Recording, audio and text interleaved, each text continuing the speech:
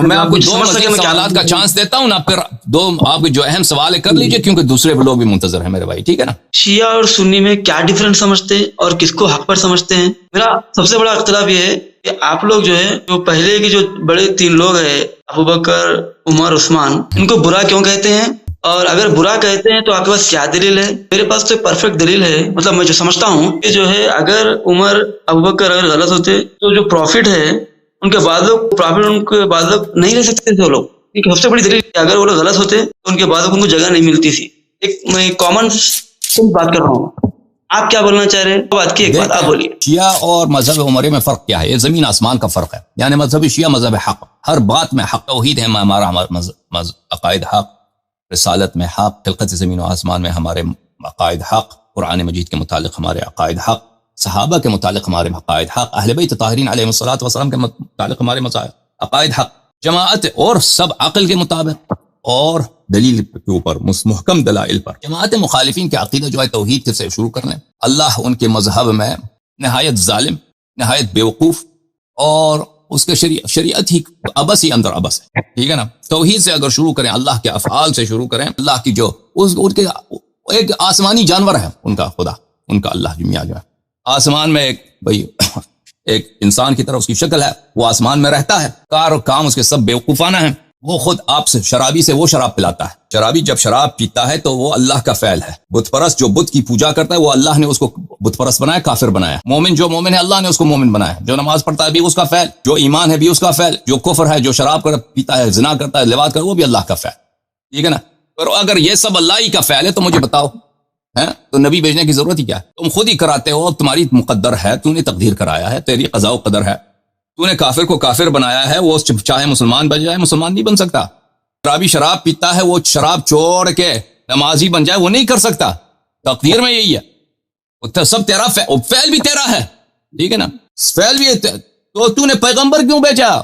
میں کہتا ہوں وہ ایک آسمانی جانور ہے، اس کے سارے کار بیوقوفانہ، احمقانہ، ہمارے اس طرح نہیں ہے، اللہ تعالیٰ کوئی جانور نہیں ہے، اس جیسا ہے ہی نہیں، وہ نہ عقل میں آ سکتا ہے، نہ وہ کسی چیز کی شبیہ ہے، نہ اس کا پیر ہے، نہ سر ہے، اس کا جسم نہیں ہے، وہ جسم ہے ہی نہیں، نہ وہ اہل بیت علیہ السلام کی طرح ہے، نہ کسی پتھر کی طرح ہے، کسی بھی جسم کی طرح ہے نہیں اللہ تعالیٰ، اس کا وجود جو ہے بالکل مختلف ہے، وہ ہمارے ذہن میں نہیں آ سکتا، اتنا آ سکتا ہے کہ وہ موجود ہے، وہ حکیم ہے، وہ عالم ہے، وہ حی ہے، وہ قادر ہے، اس جیسا کوئی نہیں ہے، لیکن وہ کیسا ہے ہمیں نہیں سمجھ آ سکتا، ٹھیک ہے؟ اچھا، اور اس کے علاوہ اس نے ہمیں مختار بنایا ہے، ہم اپنے اختیار سے، میں مومن بنتا ہوں، مجھے اختیار ہے، اس طرح نہیں کہ اللہ نے ہمیں مجبور کیا، میں اللہ کے اختیار سے میں اور مومن بنتا ہوں، اور میں نماز پڑھتا ہوں، یہ میرا فعل ہے، یہ اللہ کا فعل نہیں ہے۔ اگر کوئی شخص جا کے زنا کرتا ہے، شراب پیتا ہے، لواط کرتا ہے، وہ قتل کرتا ہے، یہ اللہ کا فعل، وہ اس کا فعل ہے، اسی لیے اور اللہ نے خبر ہمیں طاقت دی ہے، اللہ نے ہمیں طاقت دی ہے اور ہمیں علم دیا ہے اور خبر بھی دیا ہے نبی صلی اللہ علیہ وسلم کے ذریعے کہ تم اگر اچھے کام کرو گے تو میں نے تجھے طاقت دی ہے، اختیار دی ہے، یہ ثواب ہے، برے کام کرو گے تو اس کا یہ عذاب ہے۔ تو پھر شریعت بھی صحیح ہے، پھر امر و نہی بھی صحیح ہے، وعد و وعید بھی صحیح ہے، جنت و نار بھی صحیح ہے، وَإِلَّا ان کے نظریے کے مطابق تو نہ جنت ہے، کیوں پیغمبر کو بھیجا کیوں ہے؟ تو سب کچھ تو نے خود کرایا ہے، تو یہ سارا ڈرامہ پیغمبر اسلام یہ سب اس کی ضرورت ہی کیا ہے؟ پھر روز قیامت حساب کس بات کا لوگے؟ تو نے خود کرایا بھائی، بت پرست کو تو نے بت پرست بنایا، اب اس بت پرست بیچارے سے کوئی حساب پکڑ لو کہ تو کیوں بت پرست بنا، بتوں کی پوجا کر، تو کیوں ہندو ہے؟ تو نے مجھے ہندو بنایا بھائی، اگر میں مسلمان بننا بھی چاہتا تھا نہیں بن سکتا تھا، کیونکہ تقدیر میں تو نے نہیں لکھا تھا، اور آپ مجھے عذاب کر دو گے، تو اس سے بڑا ظالم کیا ہے؟ اس سے بڑا ظلم کیا ہے؟ ٹھیک ہے نا؟ بیوقوف، ظالم، عبث۔ اچھا، اس کے بعد اس میں فرق بہت ہے شیعہ میں اور ان میں، اس کے علاوہ جو نبی کریم صلی اللہ علیہ وآلہ وسلم کے سب سے اہم مسئلہ ہے کہ نبی کریم صلی اللہ علیہ وآلہ وسلم ان کی جو ہے عصمت ہے کہ ان سے کوئی خطا نہیں ہے، کوئی غلطی نہیں ہے۔ جماعت عمریہ میں اس طرح نہیں ہے، وہ خطا بھی کرتے ہیں، غلطی بھی کرتے ہیں، نماز میں ایک دفعہ غرانیق العلا، نماز کے درمیان ایک دفعہ بتوں کی پوجا شروع کر دیتے، تلک الغرانیق العلا شفاعتہن ترتجا۔ اور اس کے بعد جو سب سے اہم مسئلہ ہے کہ نبی کریم صلی اللہ علیہ وآلہ وسلم کے بعد ہدایت کا سلسلہ کیسے جاری رہا؟ ان کے مذہب کے مطابق کوئی اہتمام ہی نہیں ہے بھائی، نہ قرآن جمع کیا، نہ سنت جمع کی، صحابہ سب ان پڑھ ہیں، ایک شخص آیا ہے اللہ کی جانب سے انفارمیشن لے کے آیا، میسج لے کے آیا اللہ کی جانب سے، ٹھیک ہے نا؟ اس کو خود بھی پتا، اس نے خود خبر دی ہے کہ میں مر جاؤں گا، اور اس کو پتہ بھی ہے کہ اس کے صحابہ اس کے بعد بڑے بڑے فتنے کریں گے، اس نے خود بھی خبر دیا، اور یہ بھی خبر دی کہ ان کا فتنہ دجال کے فتنے سے بھی زیادہ ہوگا، اور اس کو پتہ بھی ہے کہ یہ لوگ سب ان پڑھ ہیں، اور اس کو پتہ بھی ہے کہ اس کے بعد کوئی نبی نہیں آنے والا. تو یہ انفارمیشن، یہ میسج، اس کو پریزرو کرنے کا اس نے کیا اہتمام کیا؟ کچھ اہتمام ہی نہیں کیا، بس ختم، چلے گئے دنیا سے. کچھ نہ سنت لکھوائی، نہ قرآن لکھوایا، صرف صحابت ہے جن کو وضو تک نہیں آتی تھی. یہ عمر ابن خطاب ہے، اس کو مسلم میں لکھا، اس کو تیمم تک نہیں آتا تھا. بھائی یہ ایسے لوگ تھے، ایسے لوگوں پہ بھروسہ کرنا. وہ انفارمیشن جو ہم اور آپ قیامت تک، اب انسانیت کب تک جاری رہے، 10,000 سال، 20,000، 1,00,000 سال، قیامت تک 1,000,000 سال، نبی تو دوسرا نہیں آنے والا. یہ انفارمیشن اللہ کی قوانین کیا ہے، اس کی کوئی پریزرویشن کے اس نے کام ہی نہیں کیا. اور سب سے اختلافی مسئلہ ہے امامت، اس پہ اس نے کچھ بھی نہیں بولا، ختم بات، چلے گئے، بس مر گئے. دین کامل ہے، لیکن کیسے کامل؟ مذہب عمریہ کا اگر آپ دیکھیں ہر لحاظ سے یہ عقل کلیئرلی، یہ نہیں کہ شک کی بات، کلیئرلی بالبتاہا اس کی بطلان بالکل واضح ہے. جیسے سورج کو دیکھیں نا، یہ سامنے سورج ہے، اس طرح 2 اور 2 4، یہ واضح ہے. آپ بچے کو بھی کہتے ہیں 2 اور 2 کتنے بنتے ہیں، وہ کہے گا 4 ہے. آخر مذہب عمریہ کی حقیقت آپ بتائیں ان کی اپنی کتب سے. تعصب کو اگر انسان چھوڑ دے تو وہ اعتراف کرے گا یہ سب جھوٹ ہے، کہہ دے گا. ہم کہتے ہیں کہ نبی کریم صلی اللہ علیہ وسلم نے اپنے بعد اہتمام کیا تھا، اس جیسا موجود ہے خلیفہ، جانشین، امام. کوئی انفارمیشن ضائع نہیں ہوا، کوئی میسج کا کوئی حصہ ضائع نہیں ہوا. اس کے علاوہ آپ نے کہا کہ جو صحابہ تھے وہ نبی صلی اللہ علیہ وسلم کے ساتھ کیسے تھے، تو کیا کرتا نبی ان کو؟ ایک بوڑھا شخص ہے، اس کا نام ہے ابو بکر، ٹھیک ہے نا، بوڑھا آدمی ہے، کہتا ہے میں مسلمان ہوا ہوں. کیا کرتا اس کو؟ آپ کیا سجیسٹ کرتے ہیں کہ دیکھیں اس نے خیانت تو بعد میں کیا نا، نبی صلی اللہ علیہ وسلم کے وفات کے بعد اس نے غداری کیا. ابو بکر ایک بوڑھا شخص ہے وہاں پہ، بیٹی بھی اس نے شادی کرایا اپنا، ٹھیک ہے نا.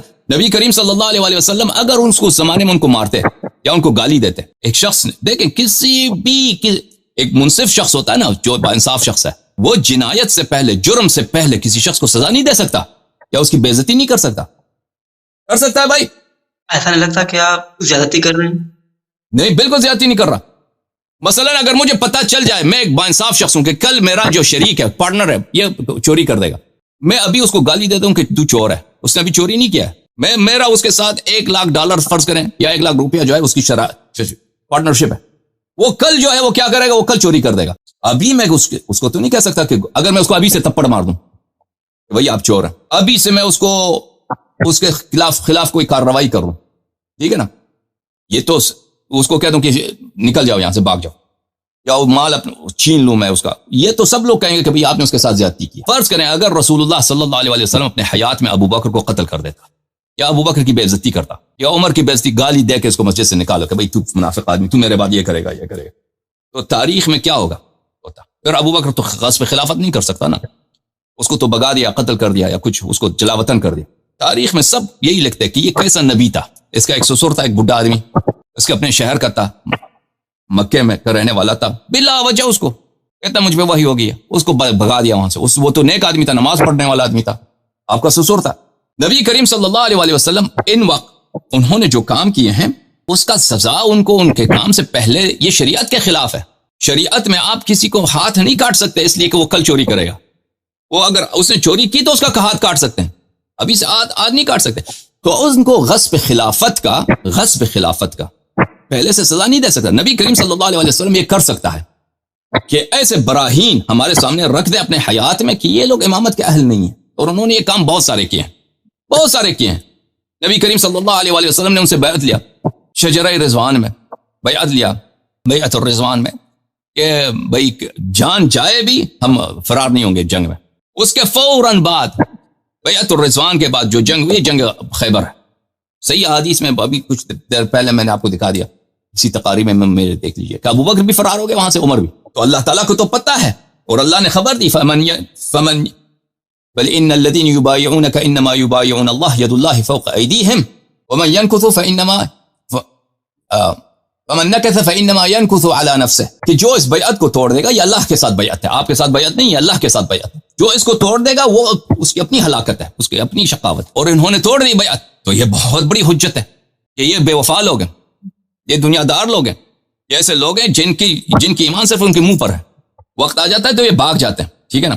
نبی کریم صلی اللہ علیہ وسلم یہ کر سکتے ہیں کہ ایک دیکھیں عرب کا جو کلچر تھا، اس میں غلاموں کو وہ اچھی نگاہ سے نہیں دیکھتے تھے. مثلا ایک شخص قبیلے کا سردار ہے، شریف خاندان سے ہے، ٹھیک ہے نا، اس کی ویلیو ہوتی تھی، کا احترام ہے، اس کا پریسٹیج ہے. اور ایک غلام ہے، کالا ہے، اس کی ناک جو اتنی چپٹی ناک ہے، بھائی اس کو کوئی احترام تو نہیں کرتا تھا نا. نبی کریم صلی اللہ علیہ وسلم نے ابو بکر کو، عمر کو، عثمان کو، جتنے صحابہ تھے، اپنے وفات سے کچھ دن پہلے ایک غلام ہے، اس کا نام ہے اسامہ ابن زید ابن حارثہ، 17 سالہ، 17 سے بھی کم اس کی عمر نکال، 16 سالہ اس کی عمر ہے، اس کا کمانڈر بنایا. ان سب کو کہا کہ تم اس کے سپاہی اس کی اطاعت کرو اور یہاں سے جاؤ، مکے سے، مدینے سے نکل جاؤ، بھاگ جاؤ.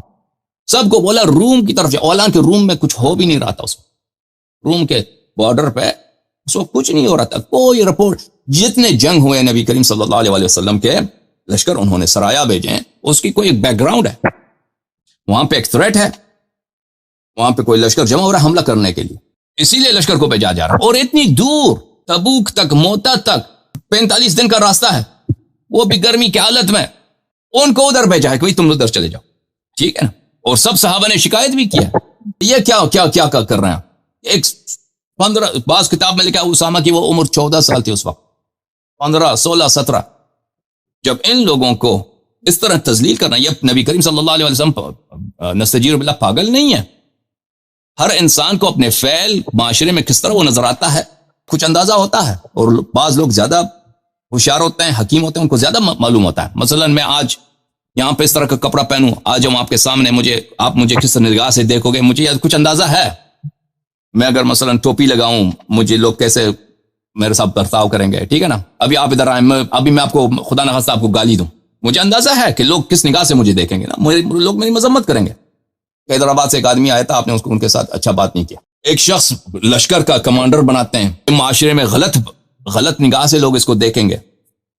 نبی کریم صلی اللہ علیہ وسلم عاقل العقلاء، نبی نہ بھی ہوتے نا، آپ کہہ دیں دنیائی لحاظ سے کہہ دیں کہ چلو نبوت نہیں مانتے ان کو، کوئی کافر بھی کہے، اتنا تو مانتے ہیں کہ بھئی بہت وائز آدمی ہے، پولیٹیکل لحاظ سے بہت شروڈ آدمی ہے، اپنے معاشرے کو اچھی طرح سے جانتے ہیں. تو جب آپ ان صحابہ کو ان کا دیکھیں، ان سے زیادہ بے عزتی کیا ہے. اس ایک غلام کو آپ ان کے اوپر اپنے وفات سے کچھ دن پہلے اور کہتے ہیں کہ جاؤ، اور وہاں پہ کچھ ہو بھی نہیں رہا نا، اس سے زیادہ بے عزتی کیا کرنا. یعنی اگر یہ واقعہ اتنے قریب ہوتے رسول پاک صلی اللہ علیہ وسلم کے، ان کے ایڈمنسٹریشن پہ اتنا اطمینان ہے، ان کی اخلاق پہ، ان کی تقوی پر، ان کی ایمان پر، ان کی ایبلٹیز پر، لیڈرشپ پہ اتنا اطمینان ہے، تو ایک ایسے نوجوان کو جس کی کوئی بیک گراؤنڈ بھی نہیں ہے، اسامہ کی، اس طرح نہیں ہے کہ اسامہ ایک اکمپلشڈ کانکرر ہے. اسامہ ایک بہت ہی بہادر، شجاع، فاتح آدمی ہے. چلے عمر کم ہے، اس کو جنرل ہے، بھائی کوئی بات نہیں. اسامہ کچھ بھی نہیں ہے، نہ اسلام نبی کریم صلی اللہ علیہ وسلم کے حیات میں اس کے کوئی کارکردگی ہے، نہ اس کے بعد اس کی کوئی کارکردگی ہے کہ وہ بڑا فاتح آدمی، بڑا شجاع، کچھ بھی نہیں ہے. اسامہ ایک غلام ہے، چپٹ، اور وہ بدصورت بھی ہے، کالا ہے، رات کی طرح کالا ہے.